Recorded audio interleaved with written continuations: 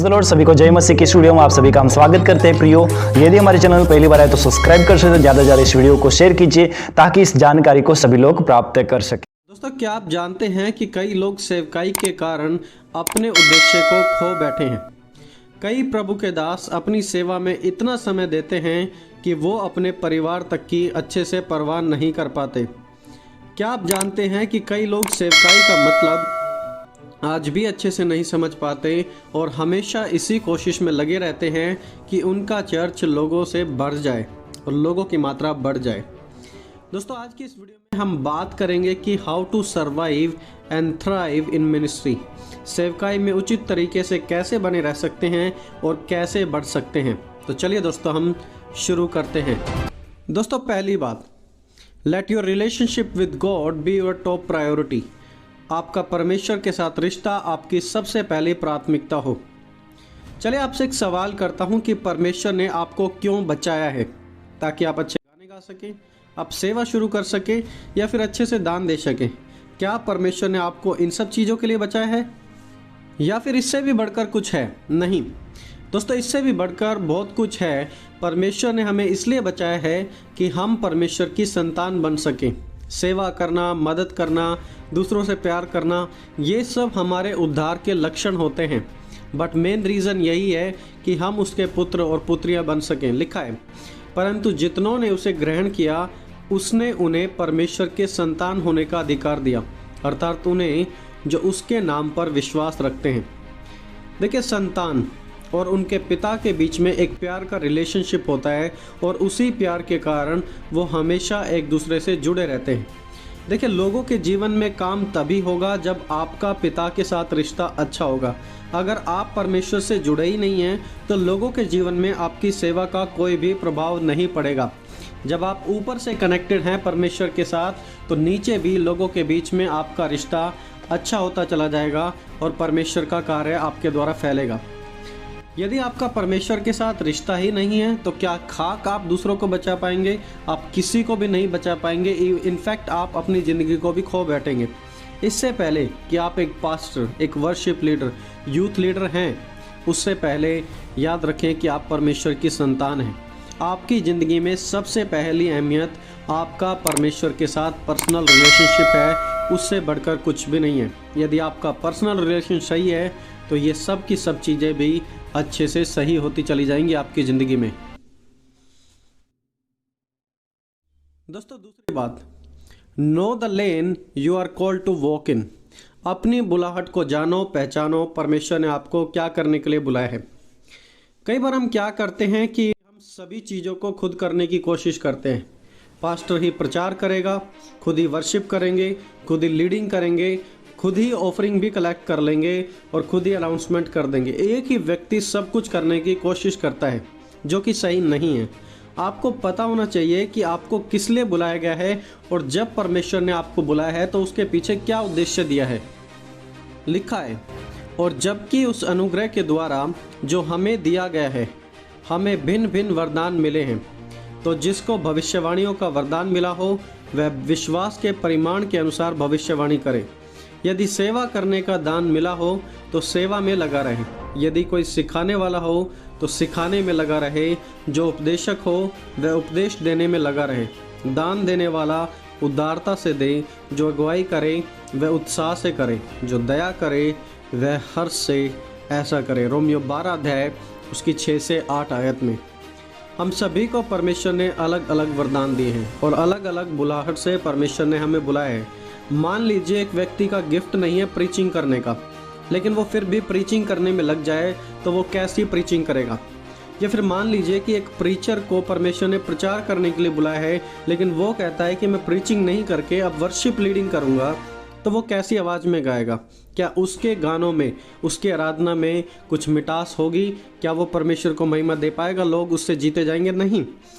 इसका एक ही मतलब है, this means you must know what you are called to do. आपको पता होना चाहिए कि आपको परमेश्वर ने किस बुलाहट के साथ, किस उद्देश्य के साथ बुलाया है, तभी आप अपनी सेवा में सफल हो पाएंगे।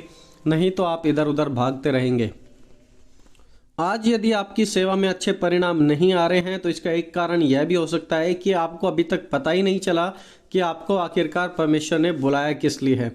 दोस्तों, यदि आप उस रास्ते पर चलेंगे जिसके लिए परमेश्वर ने आपको बुलाया है तो डेफिनेटली आपकी सेवकाई में आपको अच्छे परिणाम मिलेंगे, परमेश्वर का कार्य लोगों के जीवन में होगा। दोस्तों, तीसरी बात, लर्न टू से नो, ना कहना सीखें। यह बहुत ही मुश्किल बात है क्योंकि सेवा में हम सभी को सिखाया जाता है कि हमेशा हाँ बोलना है, हाँ करना है, ना कहना कभी भी नहीं सिखाया जाता। लेकिन आज हमें सीखना है कि ना कैसे कहें। यदि जब आपको पता लगता है कि आपकी बुलाहट क्या है और कोई दूसरा व्यक्ति या आपकी संस्थान, आपके कलीसिया आपसे कुछ दूसरा कराते हैं जो आपकी बुलाहट में नहीं है, तो आपको पता होना चाहिए कि उन्हें नो कैसे कहें। वहाँ पर ना कहना सीख लें। जब आप ना कहते हैं तो आप दिखाते हैं कि आप सिर्फ अपनी बुलाहट के प्रति सीरियस हैं। जो परमेश्वर ने आपको कहा है आप वही करेंगे। आज मैं पर्सनली इस चीज़ को देखता हूँ कि आज के पासवान कलीसिया में खुद ही अगुवाई करते हैं, फिर कलीसिया के बाद स्कूल में भी पढ़ाते हैं, स्कूल के बाद ट्यूशन चलाते हैं, फिर एनजीओ में भी काम करते हैं और इस तरह अपनी लाइफ को कम्प्लीटली बिजी रख दिया है। जितने उनको ऑफ़र मिलेंगे वो सारे ऑफ़र्स को, इनविटेशन को एक्सेप्ट कर लेते हैं, उनके साथ काम करने लग जाते हैं और फाइनली क्या होता है, वो कहीं के भी नहीं रह जाते हैं। उन्हें पता ही नहीं है कि ना कैसे करते हैं, जो मिलता है उसे ही करने लग जाते हैं। किसी दूसरे के विजन को, दूसरे के दर्शन को अपना दर्शन बना लेते हैं क्योंकि उन्हें ना कहना नहीं आता। दोस्तों, आप ज़िंदगी में ना कहना सीखें क्योंकि बहुत सारी ऐसी चीज़ें हैं जो आप नहीं कर सकते और आपको पता होना चाहिए कि ये काम इसके लिए मुझे परमेश्वर ने बुलाया है या फिर नहीं बुलाया। मैं पर्सनली ऐसा करता हूँ। जब लोग मुझे बोलते हैं कि आपको ये काम दिया जा रहा है, वो काम दिया जा रहा है, तो मैं बोलता हूँ कि नहीं, मैं ये काम नहीं करूँगा क्योंकि मैं इसके लिए नहीं बुलाया गया हूँ और ना ही ये मेरी बुलाहट है। दोस्तों, दुनिया की चकाचौंध के कारण बहुत से ऑप्शंस आपको मिलते हैं, इसके कारण खो ना जाएं, ना कहना सीख लें। ये आपके लिए, आपकी सेवा के लिए बहुत ही ज़्यादा फायदेमंद होगा।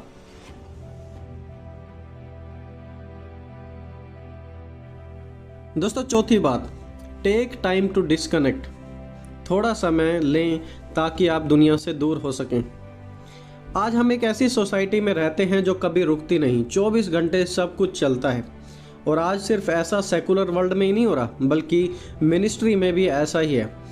पास्टर मीटिंग्स में इतने भागते रहते हैं, उन्हें पता भी नहीं होता कि कौन सी मीटिंग में जाना है और मीटिंग में क्या सिखाया जाएगा, लेकिन फिर भी वो निकल पड़ते हैं उसे अटेंड करने के लिए। इतना सीरियस हो जाते हैं मीटिंग्स के प्रति। मेरे भी सेवा में कुछ ऐसे मित्र हैं जिन्हें बस हर दिन इधर उधर भागना है। वो कुछ भी प्रचार कर देते हैं क्योंकि पर्सनली उनके पास इतना समय ही नहीं है कि वो खुद वचन को भी पढ़ सके। देखिए, हम यीशु मसीह से ज़्यादा बिजी तो नहीं है। प्रभु यीशु मसीह हमसे बहुत ही ज़्यादा बिजी थे, लेकिन फिर भी यीशु अपने आप को बाकी की चीज़ों से डिस्कनेक्ट करते थे और आत्मिक ज़िंदगी पर ध्यान देते थे। लिखा है, और भोर को दिन निकलने से बहुत पहले, ध्यान दें यहाँ पर शब्दों पर, भोर को दिन निकलने से बहुत पहले वह उठकर निकला। भोर से पहले वह उठता है और निकलता है। वो एक जंगली स्थान में गया और वहाँ प्रार्थना करने लगा। यीशु सबसे ज़्यादा बिजी थे, लेकिन वो अपने आप को बाकी चीज़ों से डिस्कनेक्ट करके अपनी आत्मिक ज़िंदगी के बारे में ज़्यादा ध्यान देते थे। यीशु ने हमारे सामने यह उदाहरण इसलिए रखा है कि हम उसे फॉलो कर सकें। जब यीशु अपने आप को दुनियादारी से, अपनी सेवकाई से, अपने लोगों से डिस्कनेक्ट करते थे, समय बिताते थे पर्सनली, तो आपको और मुझे इस सेवा करने के लिए अपने आप को डिस्कनेक्ट क्यों ना करना होगा। और जब यीशु अपने आप को डिस्कनेक्ट करते थे और सेवकाई करते थे तो सेवकाई में बहुत ही ज़्यादा फल आता था। इसलिए मैं आपको कह रहा हूँ कि आप अपने आप को डिस्कनेक्ट करना सीखें बाकी की दुनिया से, क्योंकि हम यीशु से ज़्यादा बिजी नहीं हो सकते। यीशु हमसे ज़्यादा बिजी थे, फिर भी अपने आप को डिस्कनेक्ट करते थे क्योंकि वो जानते थे दुनिया से अलग होकर परमेश्वर के साथ समय बिताकर बहुत कुछ किया जा सकता है। दोस्तों, पांचवी बात, never stop depending upon the Holi spirit. कभी भी पवित्र आत्मा पर निर्भर होना ना छोड़ें। याद करें उस समय को जब आपने परमेश्वर को जाना था। आपको प्रार्थना करनी, गीत गाने, लोगों के बीच प्रचार करना कुछ भी नहीं आता था, और उस समय आप पवित्र आत्मा पर निर्भर होकर यह सब कुछ किया करते थे, लेकिन जैसे जैसे एक्सपीरियंस आया तो आपने सब छोड़ दिया। अब आप अपने एक्सपीरियंस के अनुसार चलते हैं, ना कि पवित्र आत्मा के अनुसार। देखिए, आपका एक्सपीरियंस पवित्र आत्मा के काम में रुकावट बन सकता है, क्योंकि तब आप चीज़ों को एक्सपीरियंस के अनुसार लेते हैं, ना कि पवित्र आत्मा की अगुवाई के कारण। Ministry begins with the help of the Holi spirit, not with the help of experience. हमारी सेवा पवित्र आत्मा के द्वारा शुरू होती है और बढ़ती है, ना कि हमारे एक्सपीरियंस के द्वारा। बिना पवित्र आत्मा की अगुवाई के जो लोग सेवा करते हैं वे फेल हो जाते हैं। यदि आज आप पवित्र आत्मा पर निर्भर नहीं हैं, इसका मतलब है कि आप अपने आप पर, अपने एक्सपीरियंस पर निर्भर होकर परमेश्वर की सेवा कर रहे हैं, which is very dangerous.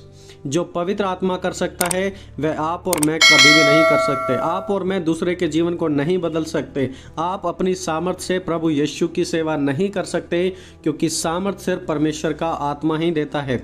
It's not by might, it's not by power, but by his spirit. ना तो बल से, ना शक्ति से, लेकिन उसकी आत्मा के द्वारा ये सब कुछ हो सकता है। तो दोस्तों, ये 5 बातें हमेशा याद रखें। Let your relationship with God be your top priority. आपका परमेश्वर के साथ व्यक्तिगत रिश्ता सबसे ज़्यादा प्राथमिकता वाली बात होना चाहिए। Know what you are called to do. पहचाने उस बात को कि आपको किस लिए बुलाया गया है, आपकी बुलाहट क्या है। Learn to say no. ना कहना सीख लें, फालतू की बातों में ना उलझें। Take time to disconnect. थोड़ा ऐसा समय लें जब आप दुनिया से अलग हो जाएं, आप परमेश्वर के साथ बिताएं। Never stop depending upon the Holi spirit. कभी भी पवित्र आत्मा के ऊपर निर्भर होना ना छोड़ें।